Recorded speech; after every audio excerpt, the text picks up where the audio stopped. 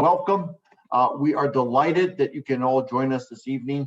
It's wonderful to have you all here. It is kind of the formal kickoff of the 2021 Summer Bulldogs Research Internship Program, and it is a very exciting time, not just for the participants, but for all the people that worked so hard to make this happen. So I'm going to share a very quick overview of, I'm sharing my screen, so hopefully you can see it, of what the evening looks like.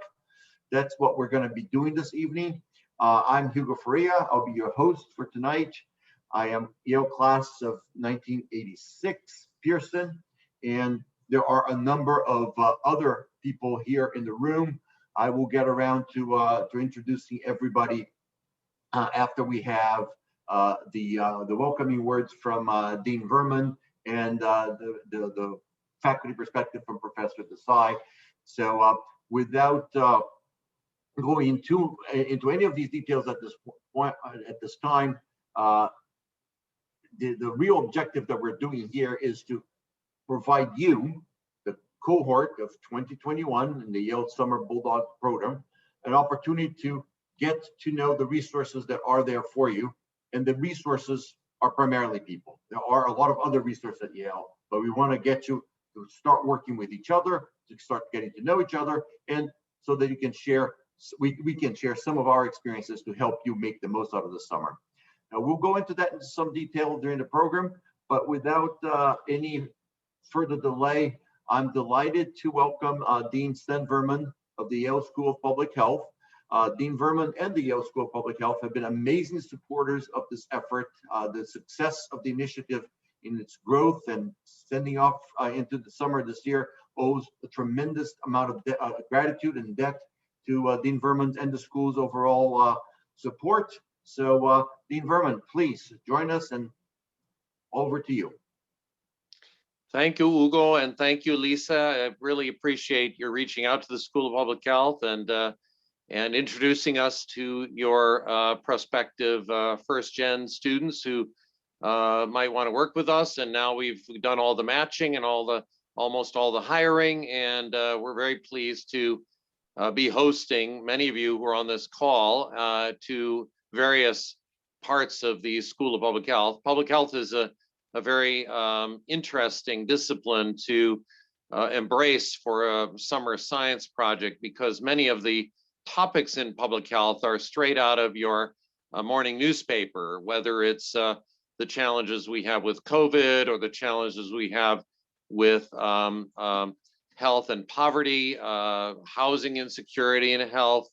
Perhaps it's behavioral issues, issues around diet and weight and exercise. They're inherently interesting, I think, to most people, and you don't have to have an arcane background to embrace them, because many of these topics come from your own life experience, and you'll bring that experience with you to work with us in the school. I'm pleased also to represent Kerwin Charles, the Dean of the School of Management. Some of you will be working in the School of Management with some excellent opportunities that are tied to the world of business, entrepreneurship, and economic development. Some of you are going to work with the Yale Science and Engineering Association, an association that dates back over 100 years and is a nonprofit that works closely within the Yale family. And some of you are going to have an adventure with STEM teachers in New York City. You all know science, technology, engineering, and mathematics, the STEM disciplines. And we think in the US we're falling just a shade behind other countries that include some of the behemoths of the world, like China and India and Russia, and some of these countries actually have highly favorable STEM results, and we think that we need more emphasis on the STEM disciplines in the United States. So those of you doing that work in New York City, I think will find it fascinating. But back to the School of Public Health, you're going to hear from Mayur Desai. Mayur has won our Teacher of the Year award about 3 times. He's the, or maybe more, and he's the Associate Dean for Diversity, Equity, Inclusion in our school, and also directs our Advanced Professionals program for people who already have a career in medicine or nursing or business, and they're coming back mid-career to do an MPH, Master Public Health. So Mayur will be really the perfect faculty member to comment on some of your activities. I want a quick hello to Minji Park, who is my own summer first gen student, and Minji and I are just starting to work together just this week, and we're looking forward to a highly productive summer with a lot to show for it at the end. Let me just say that we are so honored and pleased that it's actually Yale alumni who created, crafted, and managed this program. What a great legacy for our university to have alumni who care enough about their alma mater that they would come back after many years and try to nurture the summer research opportunities for existing Yale students. What a terrific contribution Lisa and Ugo and a whole raft of alumni colleagues have done to create and launch this program. So those are my thoughts for the evening. I have to apologize that I have to slip off because I have duties with the annual meeting of the Connecticut Academy of Sciences and Engineering, in which a School of Public Health faculty are going to be honored.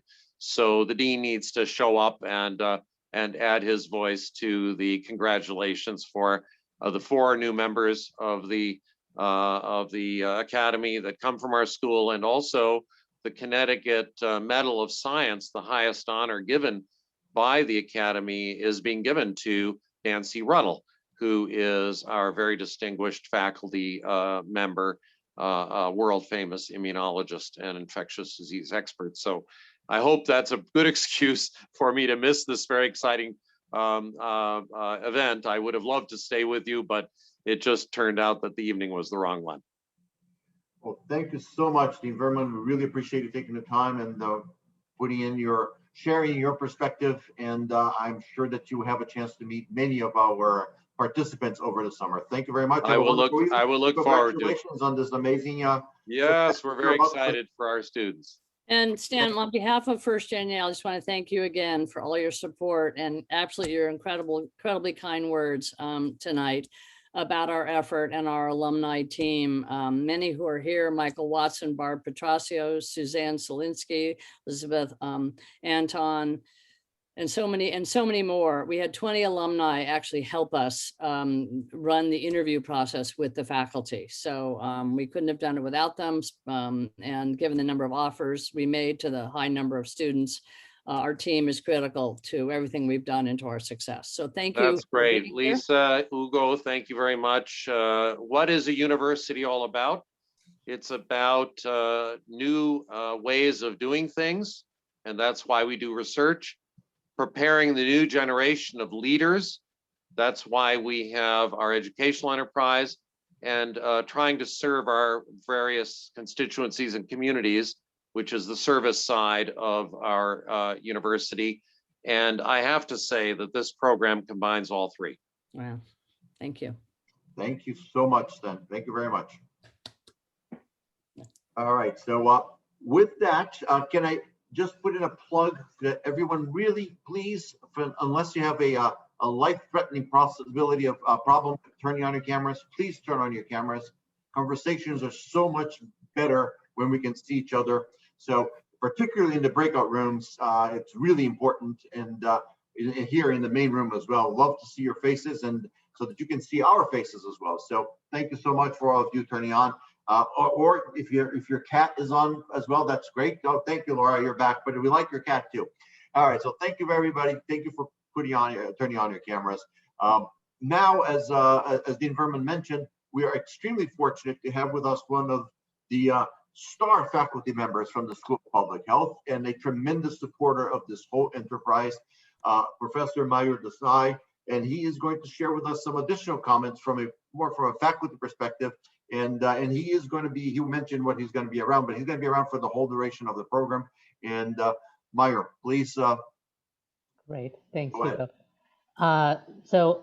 Unfortunately, I often find myself following the dean, and so which makes it awfully difficult. I'm really so pleased that he was able to join us for a few minutes to help kick this off and really strike the kind of note that we wanted to for this evening.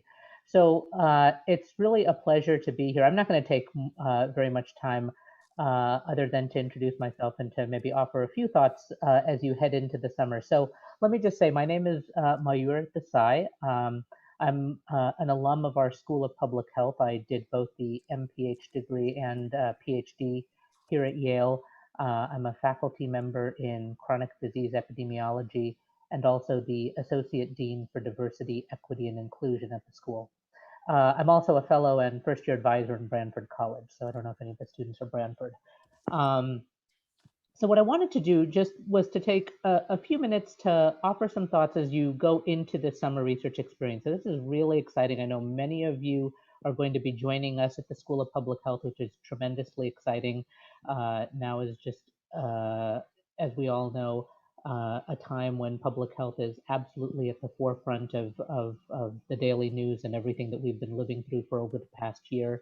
But then there are so many other terrific positions that you all will be taking. And so a couple of thoughts that I just wanted to share as we go into the summer, as you head into the summer is, one, don't be afraid to ask questions. Don't be hesitant to ask questions. I think sometimes there's a tendency to not do that.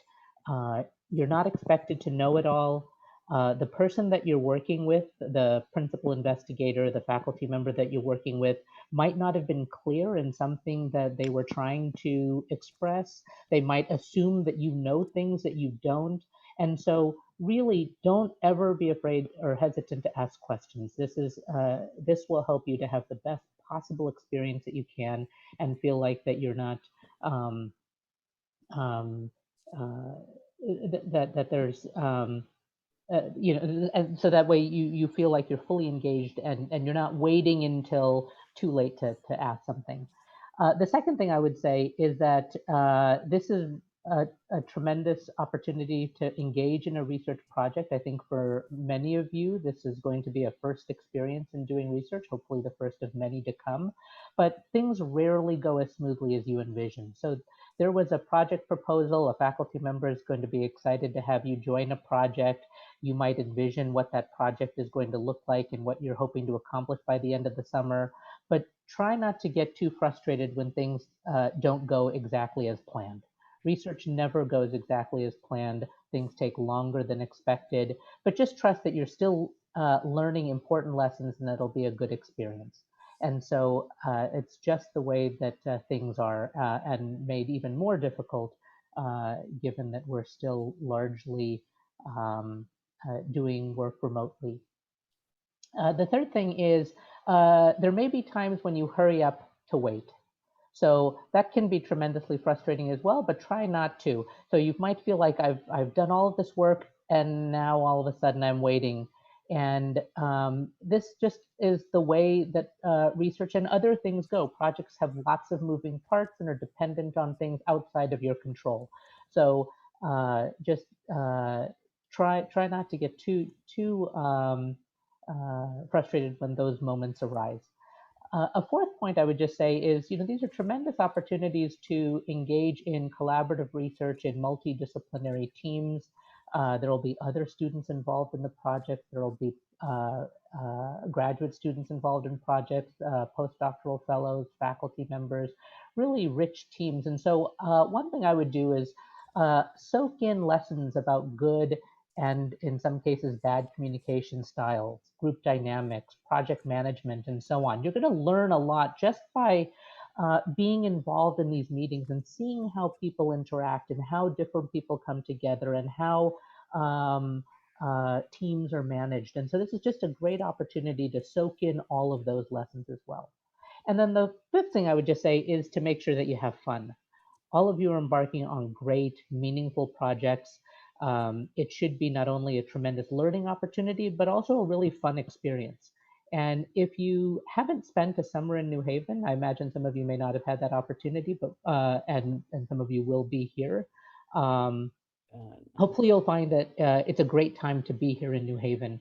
And just a plug for all the various activities to do in Connecticut. So, make sure you're taking the opportunity to explore in a way that you might not have had an opportunity to during the regular school year.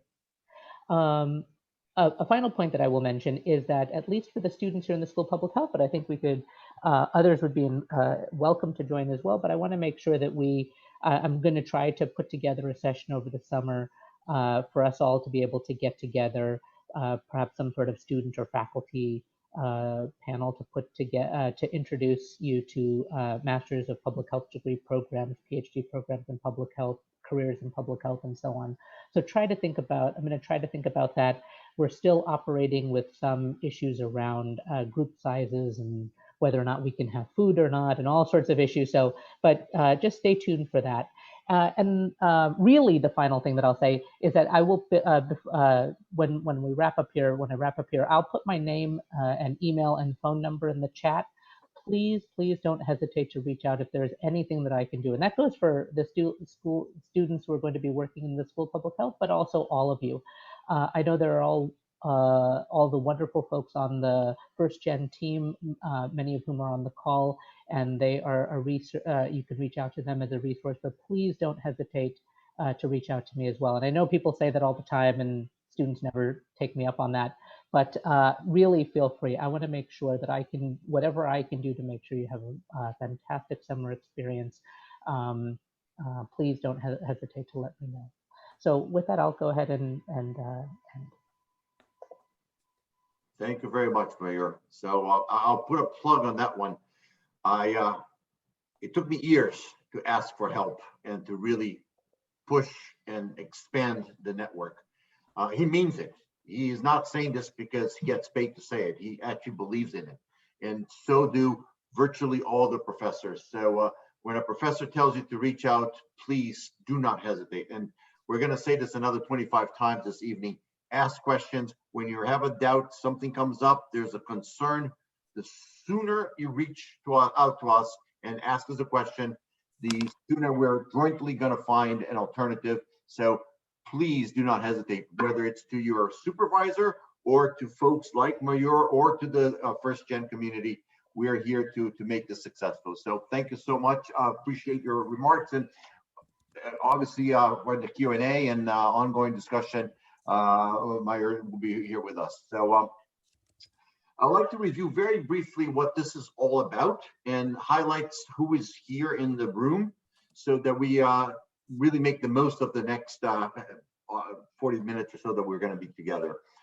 We have 8 alumni with us this evening, ranging from classes in the early 80s all the way to 2021, freshly minted graduates, and a wealth of experience that comes with that longevity of alumni experience. Please ask us questions, make the most of this. We're also particularly thankful to 2 summer Bulldogs from the pilot class, the first class, the 2020 cohort, who Ayali Salazar and Kamdo, who were in their first program last year, and they are here to share their own very relevant and very particular experience that is directly related to what many of you will be doing this summer. So in 2020, we had 6 participants in that pilot program. And this year, in large part because of the support from Mayur, from Stenverman, and from SOM and all our partners, including the Yale Science and Engineering Association, as well as STEM teachers in New York City, we have multiplied the program massively. It is now, we're going to have 44 students in research internships throughout the 4 areas that are working with us. That's a result of 65 students that have applied. We had over 100 interviews, 78 offers were made. Everyone that went through our program either was placed through the program in a summer Bulldog research internship, and there are 20 odd students that ended up getting other opportunities. So it is extremely satisfying to say that everyone that was in touch with the program has landed a meaningful educational opportunity for this summer.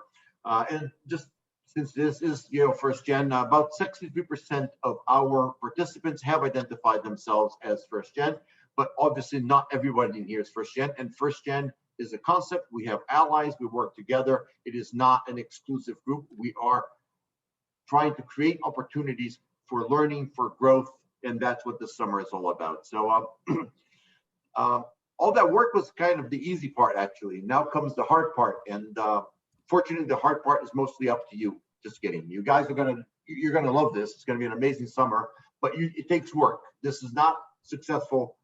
Success thus far does not guarantee the success of the summer. So we are very excited that you are here. We're very excited that the opportunities ahead will be engaging, will be challenging, and we expect that you will be able to navigate and grow and learn from this. And we're now going to move into what's really the main feature of the evening, which is our breakout rooms. We're going to break out into small groups, 3 or so students plus a host and some of the floating alumni that will join and be there for asking questions. This is a very open format. I'll highlight some of the topics that I expect will come up in the different breakout rooms, but nothing is off limits. This is for your benefit. This is an opportunity for you to ask questions, for you to explore what the summer might look like. We want to cover topics such as your expectations, the expectations of the faculty, what are expectations in terms of interaction, what are expectations in terms of written and verbal interaction, how you participate in the internship, how you give feedback, how you interact and work with your teams. Some of you will be parts of teams, some of you will be doing individual work, but even if an individual works in an area, you're still part of a bigger team. How to prioritize. There will be conflicts. Some of you hopefully will be in New Haven, and as I think a number of you have said, New Haven in the summer is an amazing experience. Well, how do you prioritize all the things that you're trying to do this summer? How to be aware of taking qualitative and quantitative skills out of the summer opportunity, because this is a tremendous building block for your resume, for your experience, for what comes next, right? This in itself is an objective, but there is more to come. So being aware of that, obviously asking questions, another plug, we have to ask questions. If we don't ask questions, we don't get the answers. You're not gonna find all the answers by yourself. I guarantee you, I couldn't. I tried many times and I couldn't. When I started asking questions, I started getting more answers. So please ask a lot of questions. Issues of, why am I doing this? Do I belong here? So-called imposter syndrome. That's gonna come back to some of you. Let's talk about it. Now and during the summer, don't assume that this is a mistake, that my year is really crazy and you should not have asked me to do this. I can't do this. Yes, you can do this. You're here for a reason. You will succeed, but let's talk about the doubts and the questions. So, and then in the closing, a little bit in the groups, and then Lisa is going to give a couple words about that, what comes next and how things develop. This is an important part. Let's focus on the summer, but this is a part of a much longer journey. So take a deep breath. Let's enjoy our breakout rooms. Barb, are you ready to put us into breakout rooms? I think you're muted, Barb. Barbara, you're muted. You'll be seeing an invitation to the breakout rooms, and you'll be there for approximately 30 minutes, and then we'll let you know when it's time to come back. And each one of you will have at least one alumni in with you, and you can get ready. I'll be sending you right now. And there will be a 1-minute warning before the breakout rooms end. So we can wrap up the conversations, then we'll reconvene in the main room and have a little bit more questions and answers and talk a little bit about the future. Okay. See you soon. Thanks, Barb. Now, let me check that. I will need to put you guys in a little bit of a different room here. So let's see. The alumni will please move themselves out to the correct room. Once we go, this is automatically sending you in, even though you're named as a co-host, it'll still send you in, and then you can move once you're in there already. I am going to put about 6 folks in each room, and we're going to open them now. And alumni, please move so that you're 1 alumni per room. And so you'll return to the main room and then join again. Going to open all the rooms right now. Have fun.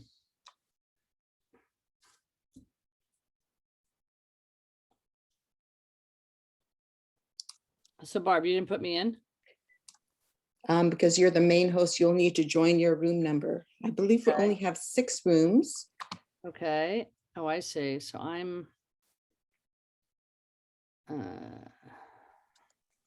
at least you can join whichever room you would like to. Okay. Laura, have you not been asked to join a room? If not, I can't hear you, sweetie. But let me check and see where you are.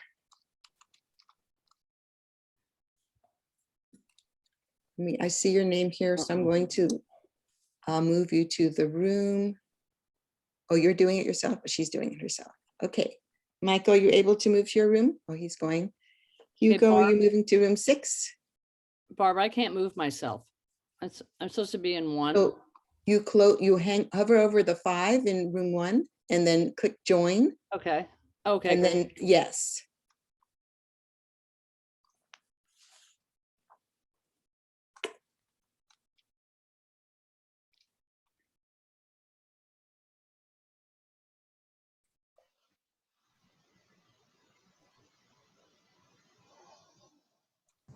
Hi, I'm just hopping into room 1 instead.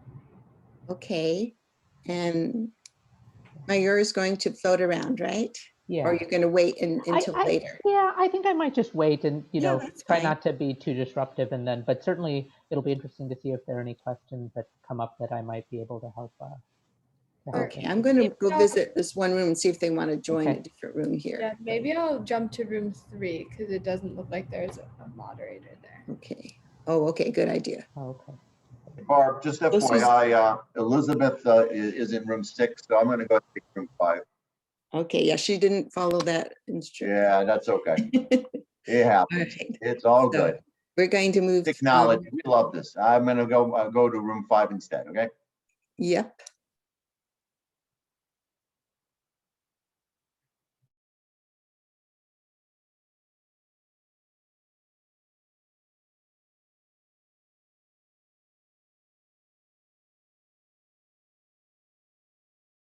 I think there are folks in every room. I don't know where I'm supposed to go. I'll just go to one of them. It will be okay.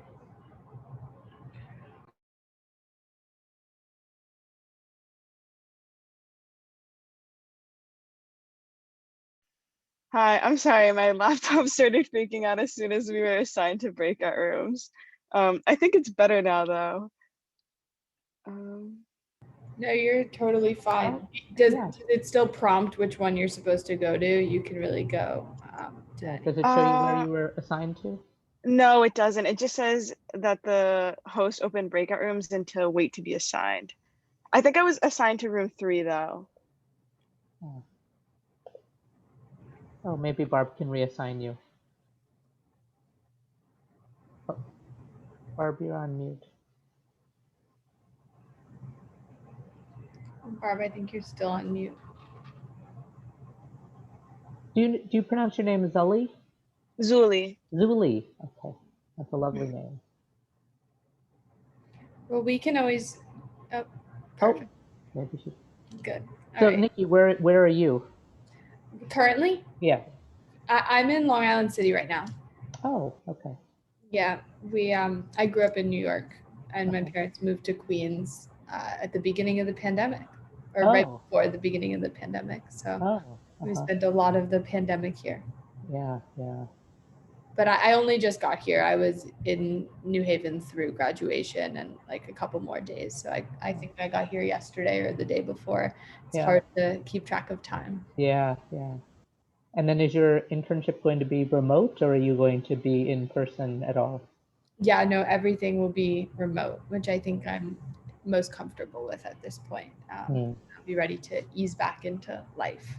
Yeah. So it's,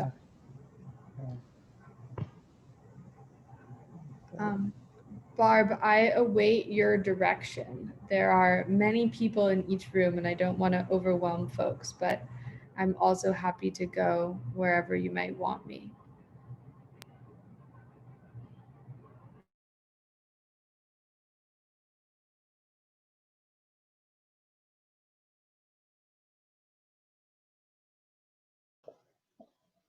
Barb, you're on mute. I don't know if you're trying to say something. Hi. Yeah, I was just trying to follow the directions from Zoom, and it doesn't exactly follow what you think it would be, the way it sets it up. But luckily we can move everybody around. Yeah, that's great. Because normally, do you work with Zoom a lot? I do. I mean, yeah, like most of all my meetings, many of my meetings are on Zoom.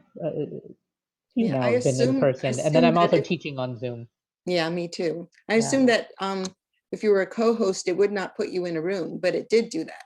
Oh, so, yeah, I know. So then I had to readjust for it because it doesn't really give you direction. It doesn't give all their instructions anywhere in one place. That's the one thing about Zoom. They don't really cover all their directions. Oh, so I saw you on the alumni, one of the alumni things. I think it was last night. Were you on last night for the webinar, or were you there for the opening night of class of 81? No, I wasn't there. Oh, okay. I thought you were. Yeah. Yeah. Where are you now? Where is home? I live in Washington, well, in McLean, Virginia, right outside Washington, D.C. Sure. Yeah.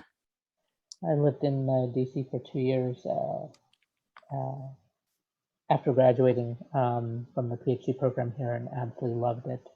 I had this terrific little apartment on the hill, and it's a great place to be. Oh, wonderful. Yeah, I love Washington. Yeah, we've been here for one of my favorite cities. About 8 years now. Oh, so I still feel new, and but it should grow on me soon.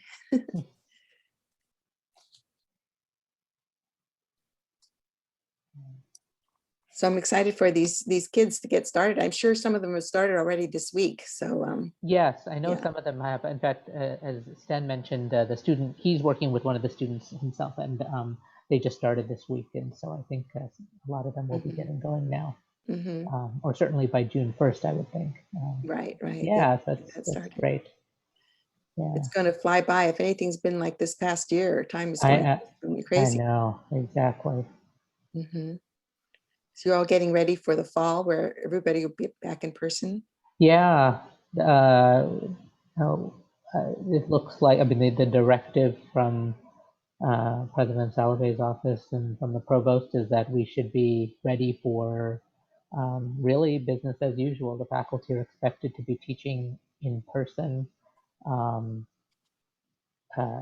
There's a requirement for all students, faculty, and staff to be vaccinated. So I think the only sort of a little bit of a wild card is just still what is going to happen with international students.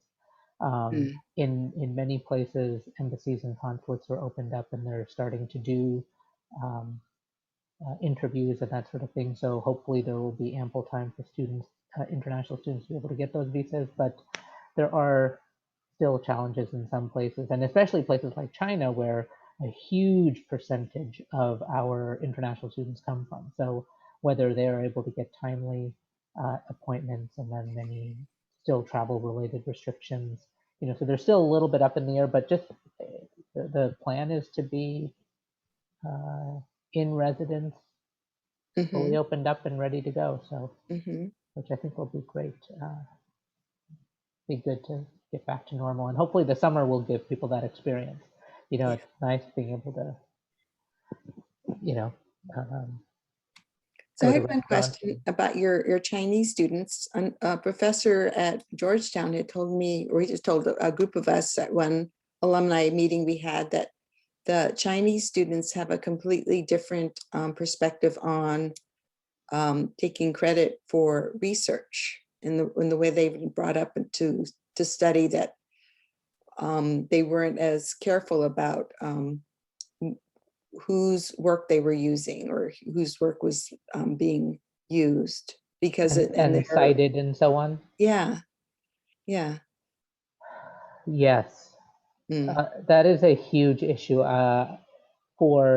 and I think that's interesting that this was somebody at Georgetown saying that. I think we definitely see this issues around and cultural norms around citation and what we would consider to be just outright plagiarism, where it's often seen as,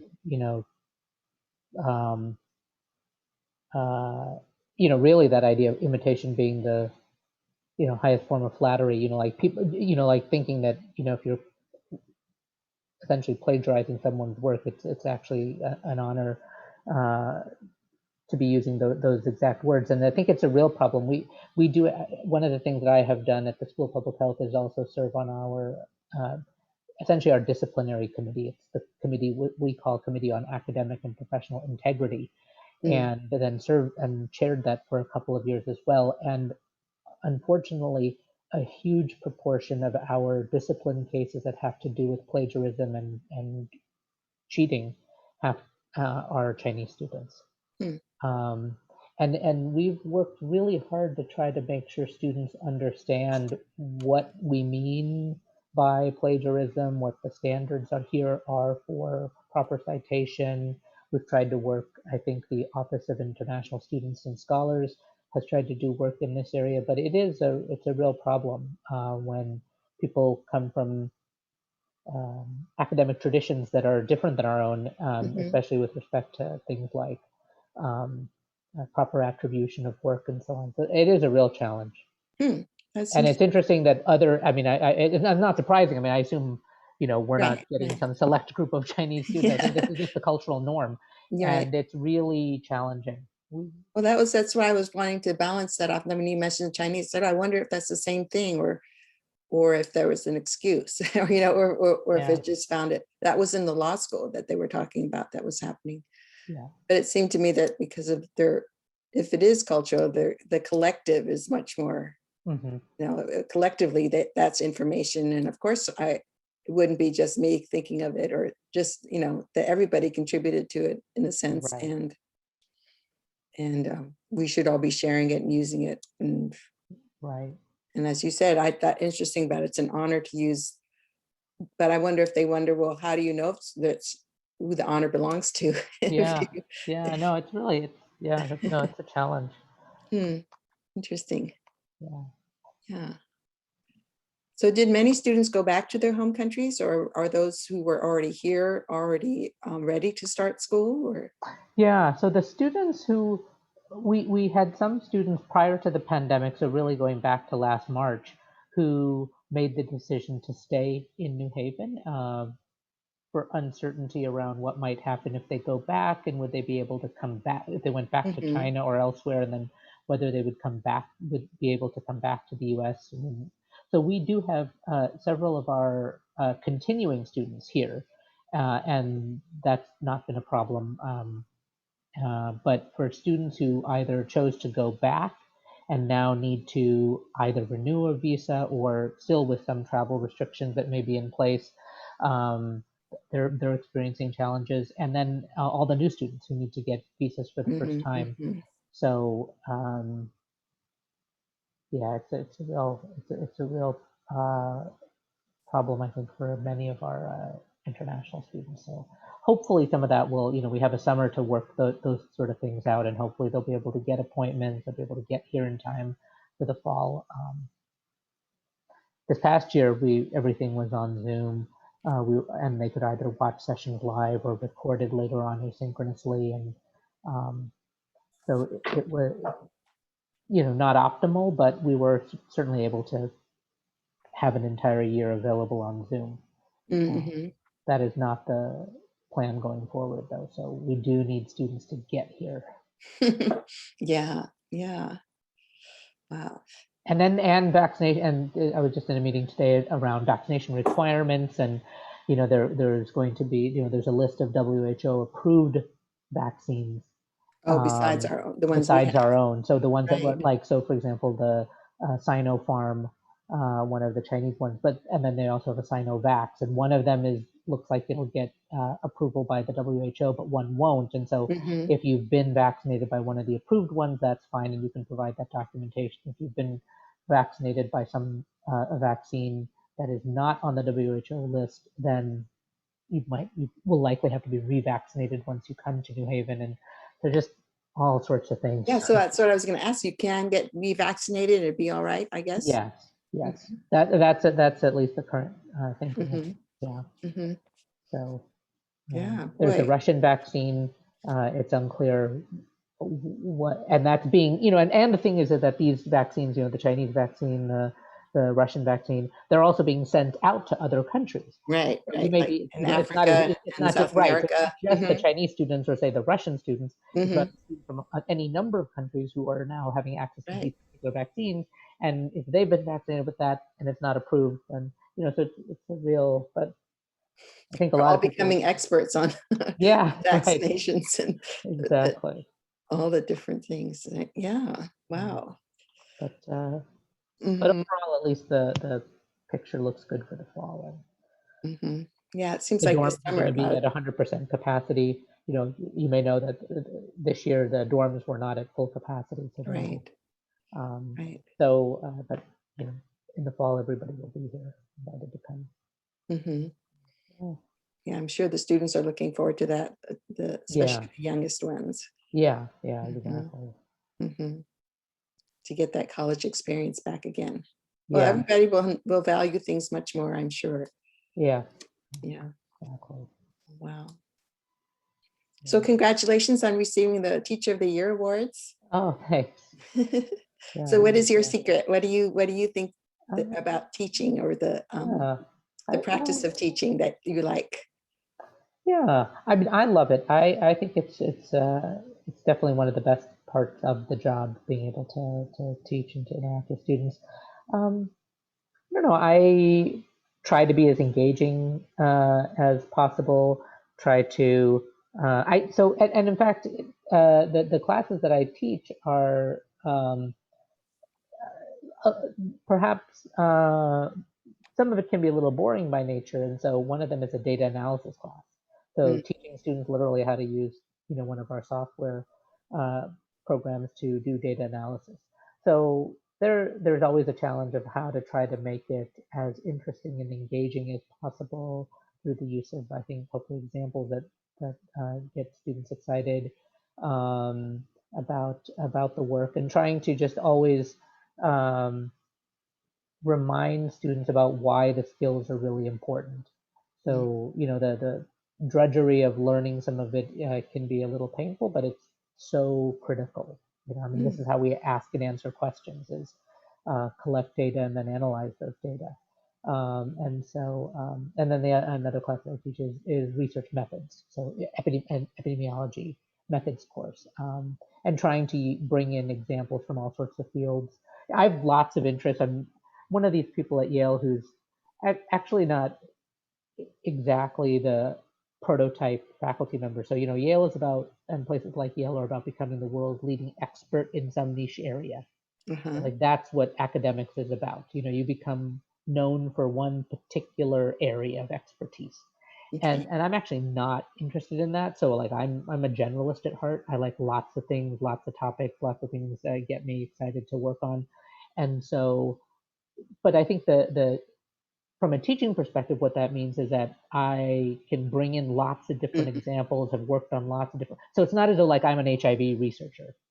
And so really every example I'm probably going to give is related to HIV because that's really what I know, or breast cancer, or, indoor air pollution, or, whatever the topic is, I have lots of interest. So I don't know, just sort of a combination of things I think tend to work in my favor. Yeah, that's great. Well, I'm a teacher, but at the other end of learning, I do early childhood education. So I switched over to that as a second career. Oh, wow. About 6 years ago now. And so I've been teaching first, second, third graders. Oh, uh-huh. What and So- what kind of school is it? Well, I did Teach for America, so so I worked let's see, as you know, in an inner city school the first 2 years in Maryland, Oh. and then I switched over to schools closer to where I was because I was exhausted driving forever. Yeah. And then I went to work in the parochial schools, so Oh, teaching yeah. for schools. And this year was an all virtual school, taught live virtually all day.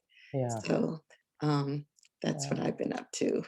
How did that go? I mean, I hear my fortunately, I mean, I always think like I miss all the younger ages. Like I just, my kids are now 21, 18, and 15.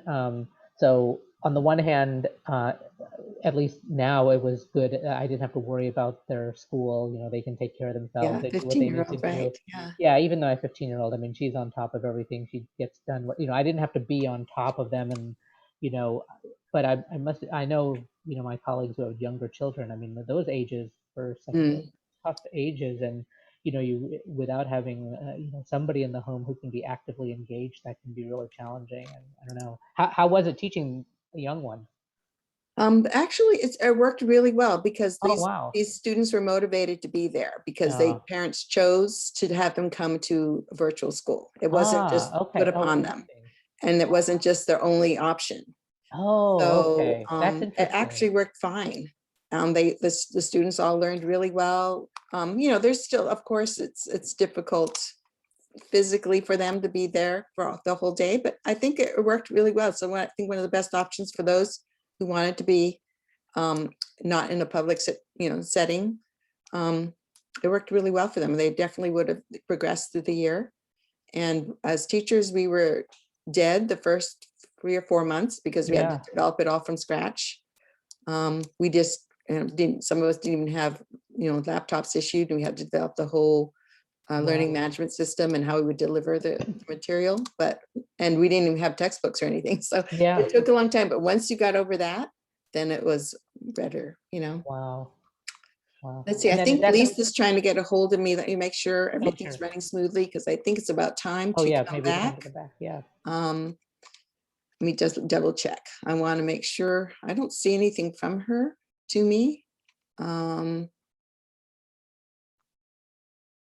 let me check to see. Yeah. Let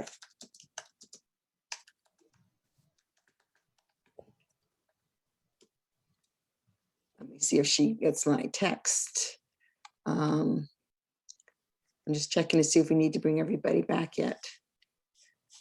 Got about 10 more minutes of the whole hour we have. But nobody's come back. Let me check and see if she's responded. I'm not getting anything in the chat. She thinks she's writing me in the chat. I'm going to go visit her. Oh, sure, when no you're in the problem. room, Yep. your chat doesn't come to the main room. It only stays within your room. She might not realize that. Oh, okay. Let me check with her.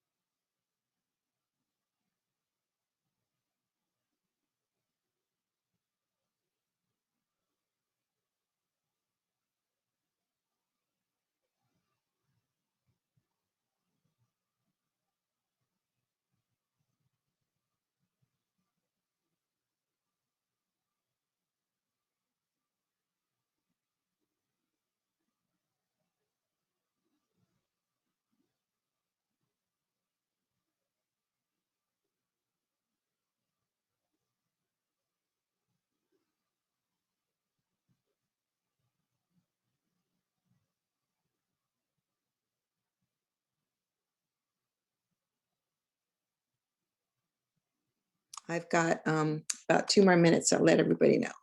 Okay, great.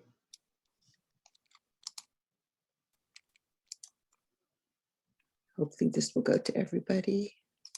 Oh, if not, well, I think I have to be a host to go to send to everybody. That might be an issue. I think a co-host cannot write to everybody. Oh, You know, the way they have everything partitioned in here, but I'll see.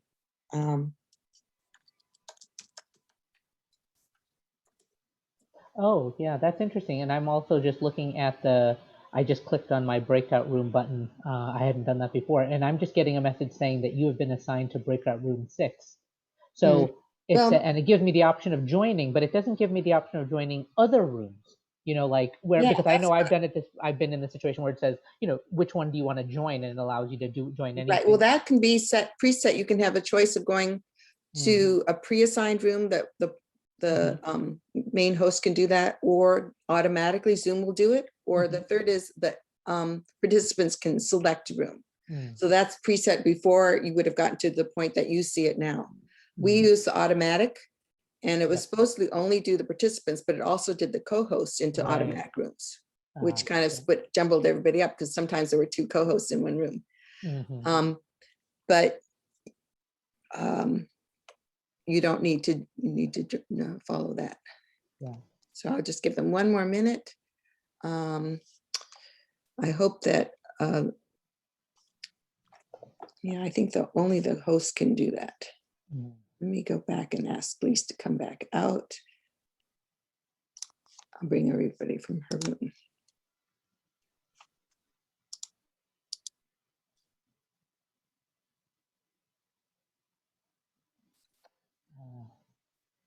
I know when I was teaching.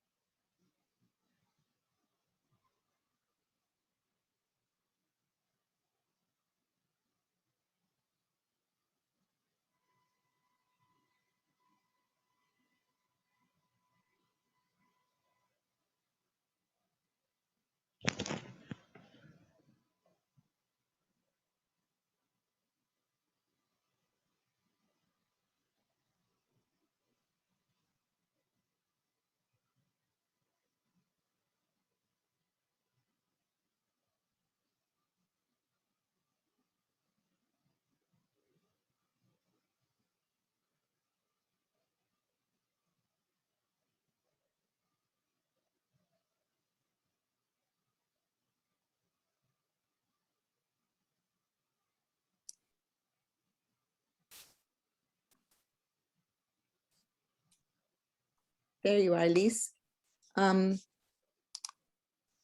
We can start. I don't know if you had your settings to count down 30 seconds or a minute in your background settings when you started it up, but if I close everybody out now, that will happen automatically. I think you have the option to chat to people in the breakout rooms, because I don't have that. Oh, you want me to do a message? Yes, let them know that we're going to be letting them return now. Okay, you can't do that. Okay. Okay. I'll just say we'll be returning. We'll be returning. To the main room. In what 30 seconds? Yes. 30 or 60 seconds. Whatever you would like. I'll do 60 seconds. Okay. Maze, you can't do that? It's so Oh, it weird. looks like No, people are that's- popping in right now. Yeah, only the host could do that. So we're learning these things as we're learning. Okay. But that's what I figured, because I don't have that on. There's my group. There's my group. Okay. Yeah, because we said they could come back, remember? So they're the first ones. I know I did that. Mhm. We're still learning. So- We've done about 30 of these Zoom events and we're still learning. We could also close all the breakout rooms and just. I will do that shortly, but I wanted to give them a little notice before we did that. Yeah, we gave them a 60-second. I gave them a 60-second notice. So Sounds great. yeah, Nikki's been very helpful. So yeah, she's on both sides of the discussion, being just a recent grad as of 3 days ago, and now and also being a student and taking some courses, and now on the other side. So it's exciting, Nikki, to get to know you. Yeah, thanks for having me. Yeah. Meyer, how was your time? Did you visit any of the rooms? No, I didn't. I just hung out here, mostly chatted with Barb. I thought rather than popping in and I debated about it, but I thought rather than popping in and maybe being a little disruptive, Okay. I thought I would just hang out and then. But if any questions came up in the discussions, always happy to Yeah. address anything that might have come up. Yeah. I didn't ask anybody in our group to speak up. Would one of you like to volunteer and share one highlight? Lada, Victor, Amala, who would like to do that?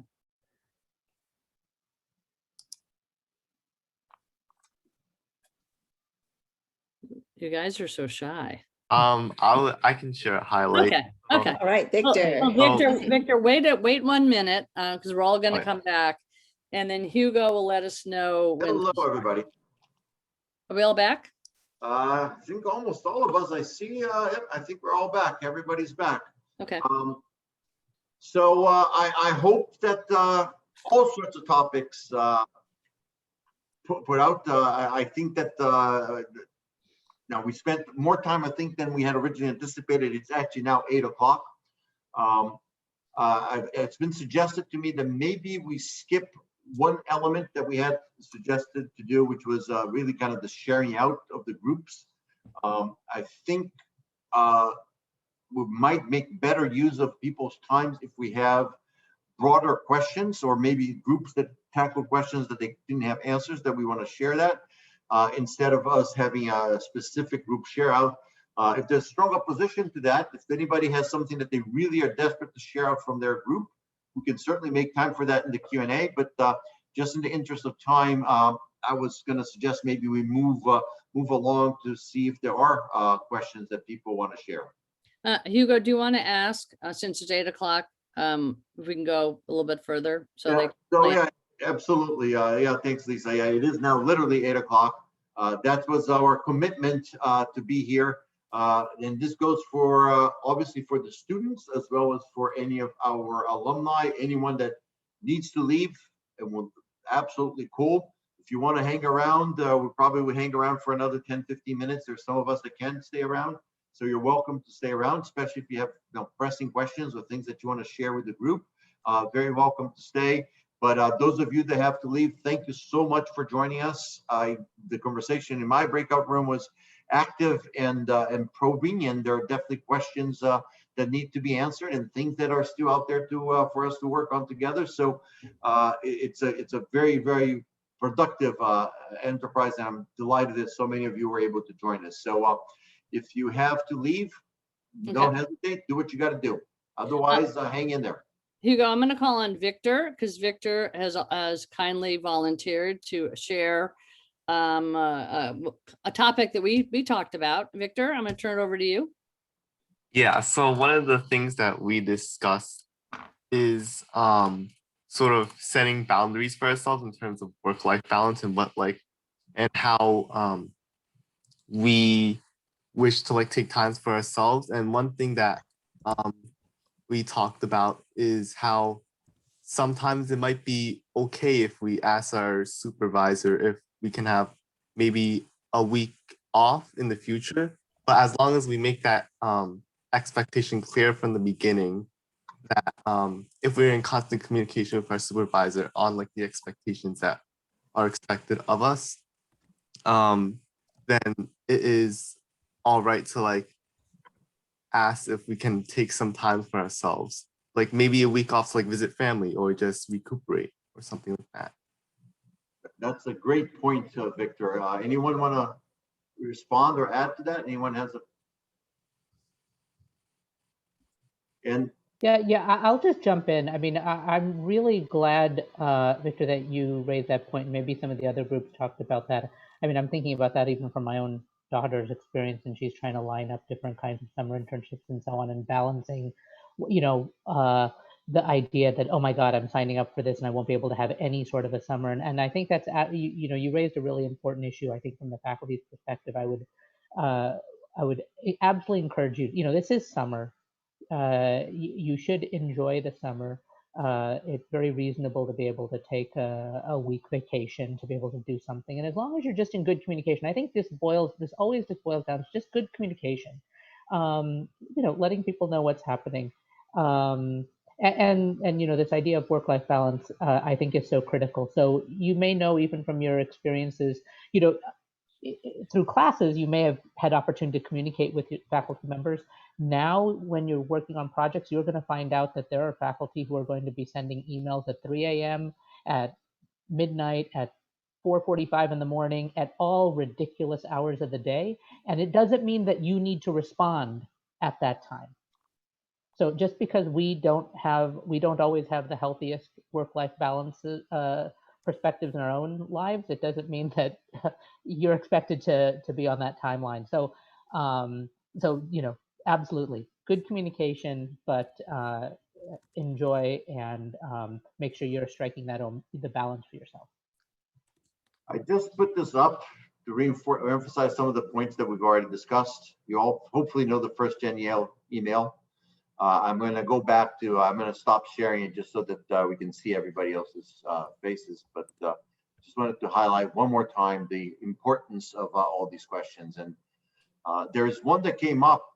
Does anyone want to follow up on this point of boundaries? And asking for time is always a good thing, particularly when you ask in advance. Right? If you ask that you need to take tomorrow off, when they were planning to to have something finished tomorrow, that can be tricky.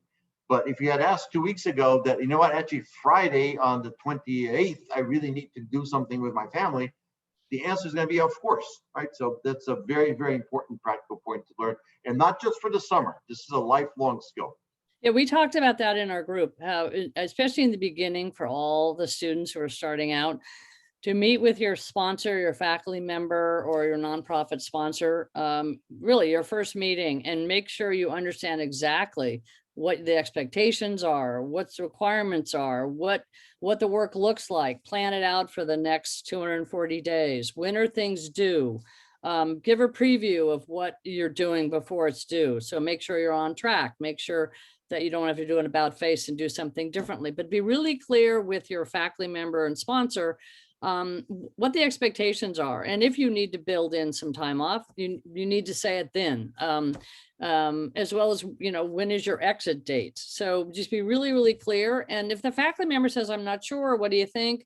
Or they don't give you the right answer, or you ask again, wait a day or two and come back to them. Just make sure you have a clear understanding. And when you're going to meet, we ask the faculty to meet once a week with everyone, or more frequently if you'd like. If something comes up between your meetings, by all means, reach out, email, text, call. Any question, don't stew and sit on it.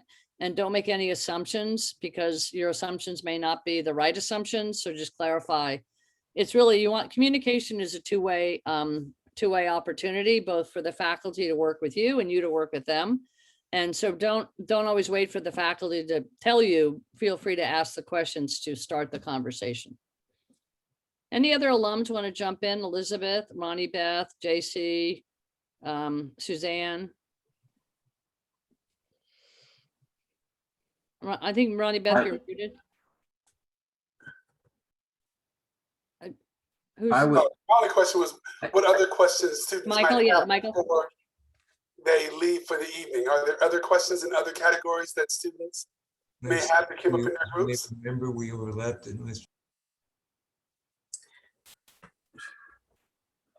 I would just reiterate what Lisa said to the students. Communication with Hugo said also is just very, very important. It's been important throughout your whole life, as an adult, as a person, as a business person, as a good human being. The idea that you're transparent and you communicate, you ask questions, there's nothing wrong with that. And you'll be more productive because you're working as a team, right? You're helping someone with a project. So ask questions, be communicative. Don't hesitate to ask that question that you are hesitating to ask. I just wanted to check if any of the students that are still with us, if you guys have any questions that are on your minds, anything whatsoever. Remember, nothing is too little or too big to ask. Any questions at this point that you like to leave with us, or try to tackle them right now? Everybody's okay? And once the Zoom is over, feel free to email us with something that you remember. Oh, I should have asked. I didn't think about it. I'm not sure. Really, we will get back to you. Just send it to 1stGenYale@gmail.com and one of us will get back to you. And we look forward to meeting you eventually once we all are vaccinated. Maybe So, maybe Hugo, this is time for me just to sum up. Yeah, I think that's great. So thank you all, everyone. This was amazing. Lisa's gonna wrap up and some of the next steps ahead for the rest of the summer. Great. Thank you so much. Thank you. And I want to thank Hugo for his leadership in hosting this event. Nikki, welcome to the group. Nikki is just graduated and she's actually going to be a student. Well, she is a student and will be full-time at the Yale School of Public Health. Mayor, thank you so much for your leadership and guidance again and shepherding us through and being there for the students. And really thank you all the alumni who helped with the interview process. But most of all, I want to thank all the students who've joined us today. It's been fantastic. I think we had 25 students, which is a huge number, especially now that summer's started and all that. So thank you for taking the time out this evening for a kind of pre-summer research introduction. You're going to see us again. We're going to have 2 more events coming up this summer in June and July, and you'll get an email. Probably like around the 3rd week of each month, a kind of a meet and greet. We know you're all over the place. There are 45 of you, and we know you're, doing it remotely. And we want you to know you're all part of the Yale family and the 1stGenYale Summer Bulldogs family. So we're going to have another kind of meet and greet, not structured, but we'll have alumni there for questions as well as other students. And so stay tuned. You'll see that in like a little coffee hour kind of meet and greet. And if there's anything else you guys would like us to do, please let us know. If you'd like us to have some kind of another event with you like this kind of midway or toward the end, we're thinking about how do you take this experience and write about it on your resume? What do you say about a summer research project? What information is relevant? Because it's going to be really important for not just this summer capturing what you did, but also to share it on your resume for future internships and future jobs. So I think that's a really important part, as well as perhaps having a discussion on interviewing and what kind of looking forward to next summer. And so we're working on a few ideas, and I'm sure working with Mayor will come up with the other ideas as well. But I want to thank you all for being part of this, and thank you all for hosting. Barb, thanks again for your leadership with Zoom. And I look forward to seeing you guys again. Our next event, I have to advertise, is going to be June 2nd. Started an event by Sherry Ann Morgenstern, class of 19. And it's all about K through 12 education. So it's Yaleys who are educators, who are teachers.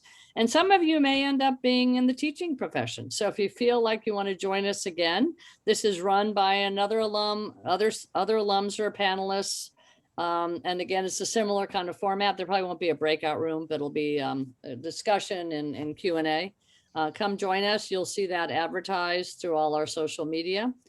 And if you haven't yet joined us, check out our website, 1stGenYale.org, and join us through our social media. We have a closed Facebook group, 1stGenYale. You all are welcome to join, and you can, share ideas, conversations. It's full of alumni. We have about 1,400 people in there right now, as well as Instagram, Twitter, and the rest. So do follow us, and we welcome you and look forward to working with you. So thanks again, Hugo. Thanks, everybody. Have fun this summer too. Thank you. Have a great summer. Have a great summer. Yeah. Congratulations. Enjoy. Have fun, everyone. Take care. Thanks, Lisa. I think we lost everybody. Are we going to get Mayor back? Okay. Yes, there he is. He came back in. And let's turn this off. Stop.